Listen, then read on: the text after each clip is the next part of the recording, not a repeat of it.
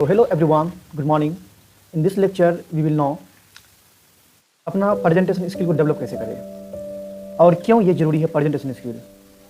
देखिए, अगर आप अपनी बातों को दूसरे तक अच्छे ढंग से आप पहुंचाना चाहते हैं, अपने फीलिंग्स को, अपने थॉट को किसी दूसरे पर्सन तक आप पहुंचाना चाहते हैं, तो मेक श्योर कि आपको एक गुड प्रेजेंटेशन स्किल आनी चाहिए। तो इस लेक्चर में हम लोग यही जानेंगे कि हम लोग गुड प्रेजेंटेशन स्किल को डेवलप कैसे करें, इसमें क्या क्या टिप्स हमें फॉलो करनी चाहिए।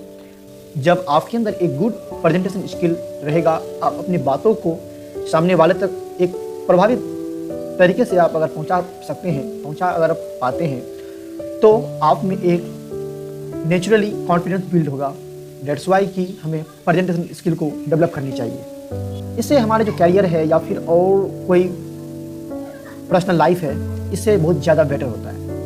And let's next first tips. इसमें सबसे पहले आपको ये जानना है कि आपका ऑडियंस कौन है।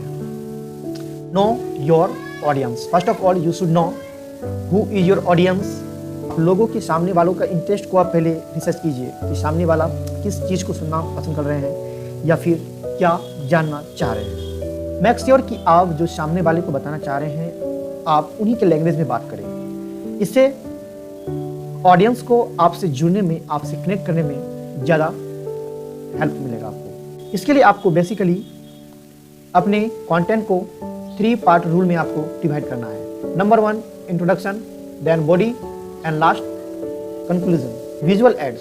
आप जब प्रेजेंटेशन को आप तैयार कर रहे हैं, विजुअली भी आप उसे प्रेजेंट कीजिए। उसके लिए आपको यूज करना है images, graphs and infographics. And second, आपका जो पीपीटी होगा, स्लाइड होगा, वो एक व्यवस्थित ढंग से रहनी चाहिए। ऐसे वैसे जैसे तैसे रहने से आपका प्रेजेंटेशन बोरिंग लग सकता है। And third, ensure text readable. आप जो टेक्स्ट लिख रहे हैं वो टेक्स्ट रीडेबल होनी चाहिए। दैट मीन्स कि वो पढ़ा जाना चाहिए। And next, your body language. Your body language is also very important. Non verbal communication. जब आप प्रेजेंटेशन को डिलीवर कर रहे हैं तो 2 चीज़ होते हैं, एक वर्बल, एक नॉन वर्बल। मैं जो बोल रहा हूँ that is verbal communication, and जो मैं गेस्चर, हैंड गेस्चर को मैं डिनोट कर रहा हूँ, this is non verbal. And both is very important. दोनों ही आपको डेवलप करना है, verbal as well as non verbal. देखिए, इसमें आपको आई कांटेक्ट को मेंटेन करना है। जब आप सामने वाले को कोई इंफॉर्मेशन डिलीवर कर रहे हैं, तो मेक श्योर कि आप उनकी आंखों तक, आप अपनी आंख पर उनकी आंख कनेक्ट, आई कांटेक्ट बनाएं। हैंड गेस्चर, आप किसी काउंटिंग बता रहे हैं तो 1 2 3 ये बिल्कुल होनी चाहिए। या फिर आप कुछ बता रहे हैं, कोई बड़े चीज़ को बता रहे हैं, तो ये आपका हैंड मूवमेंट भी बिल्कुल होना चाहिए, that is gesture. And third, stand और sit with good posture and confidence. आप जब प्रेजेंटेशन को डिलीवर कर रहे हैं तो आप खड़े हैं तो एक गुड पोस्चर में खड़े रहिए, या फिर आप बैठे हुए हैं तो भी एक गुड पोस्चर में आप बैठे रहिए। That is very important.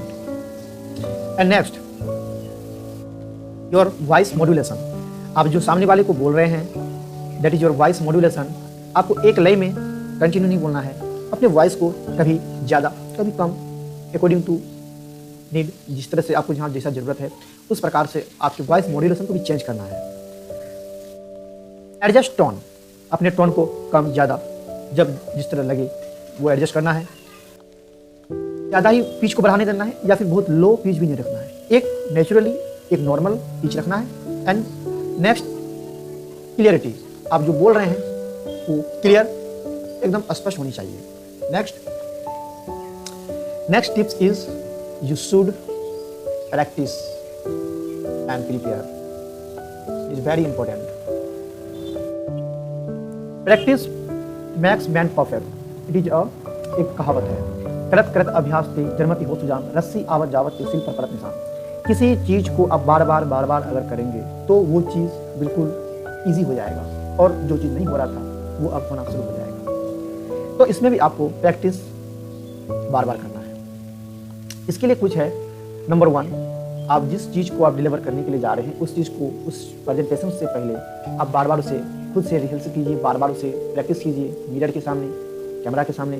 And second, practice in front of mirror and record yourself. जो मैं अभी बताया, आपको प्रैक्टिस करना है एक मिरर के सामने या अपना कैमरा को ऑन कीजिए, वहाँ पे अपना प्रेजेंटेशन को डिलीवर कीजिए।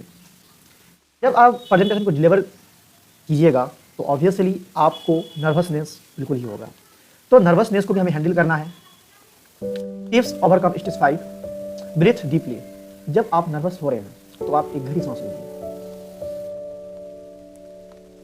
And next, focus on your message. आप अपनी मैसेज को आप क्या डिलीवर करना चाह रहे हैं, आप क्या बताना चाह रहे हैं, उस पर फोकस कीजिए। खुद पे फोकस बिल्कुल नहीं कीजिए उस टाइम।